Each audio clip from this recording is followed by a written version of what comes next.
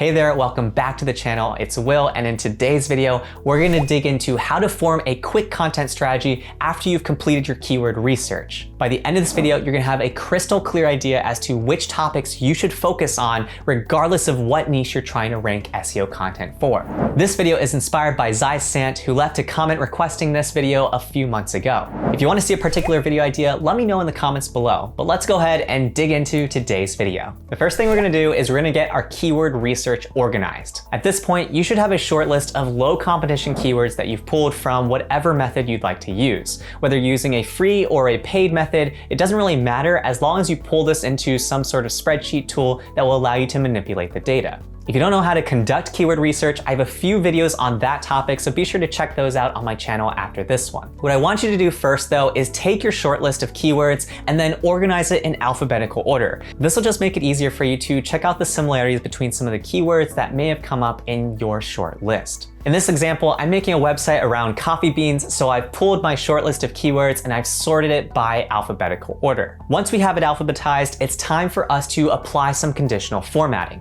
The reason why I do this is because it makes it a little bit more easy for me to quickly process what are some of the best opportunities in this short list of keywords. If you're using Google Sheets, all you need to do is go into Format and then Conditional Formatting. From here, you can apply filters that will color code things based on your own liking. What I'm first gonna do here is take into account the average volume of all of the keywords that I've pulled. From here, what I notice is that the average is about 300, so anything below 300 is going to be something that I'm not gonna seriously look at right now, whereas things between 300 and 1,000 will be green, and then things above 1,000 are going to be dark green. Doing this just gives me some quick visual cues as to which keywords I should potentially spend more time on. Once I establish what the max and what the minimum are for the overall keyword difficulty in this list, I can benchmark that for my conditional formatting. In this case, I set anything below 10 as green, anything between 10 and 20 as yellow, and anything over 20 as red. Now, it's important to note that just because I've color-coded something red does not mean that it's actually that hard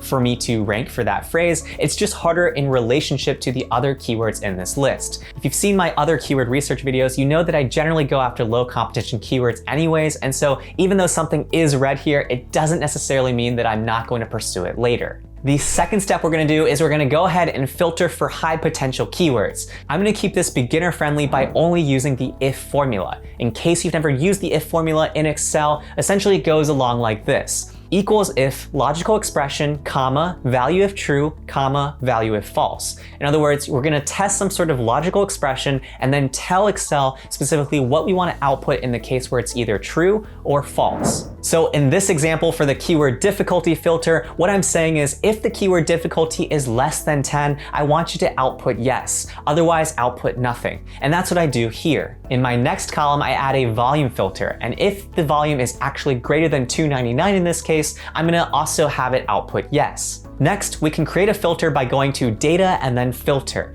From here, we can just filter out for cases in which it is both marked yes for keyword difficulty as well as volume. If you're better at Excel, you can do this in a single formula with just an if statement. That said, to keep it beginner friendly, this is why I'm showing it in this way. When we filter out for just the yes conditions on both of these filter criteria, we will go down to 38 potential keywords from our original list of 313. Boom, that's huge. And so that will give you a short list of even better keywords for you to go after that are low competition and great opportunities. Before we head into step number 3, if you're getting value out of this video, do me a favor and hit that like button below. The third step to forming our content strategy here is to look for the question keywords. If you started your keyword research broad enough, you will inevitably have question keywords in your results at this point in time.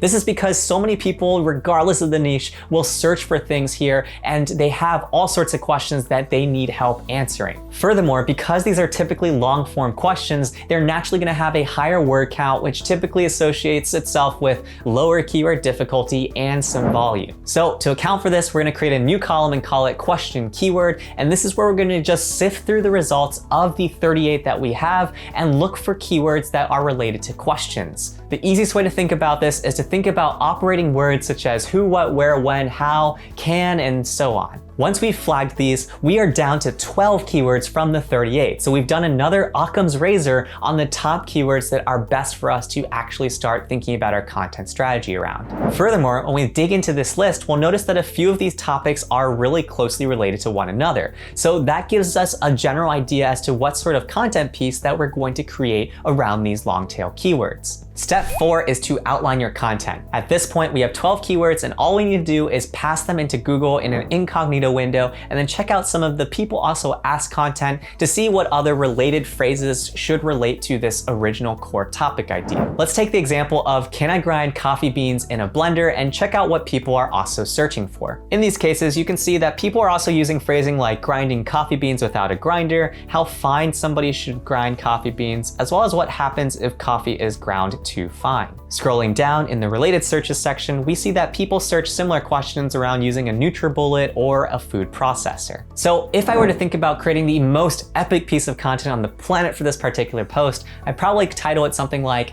can I grind coffee beans in a blender? Commonly asked coffee questions. From here, I could make this single post the ultimate source of truth in answering commonly asked questions related to blenders, NutriBullets, or food processors in general in relationship to coffee beans. If I wanted to build out a content moat, what I'd likely do is I'd follow up that sort of singular source of truth post with some supplemental posts that would dig into the subheaders even more deeply. So this would mean that I would probably create a completely separate page answering the question of, can I grind coffee beans in a Ninja, or can I grind coffee beans in a food processor? Once we've done this for one long tail keyword, we just have to repeat this process another 3 to 5 times to come up with additional content ideas. At this point, you should have a short list of content ideas that you can start working on, and in the case where you're releasing one post a week, that means that you have enough content ideas in your content strategy to outline posts for the next 4 to 5 weeks. When it comes to writing the post, you can either write the post yourself or you can go onto a freelancer website like Upwork and create an RFP to find writers to help you with this.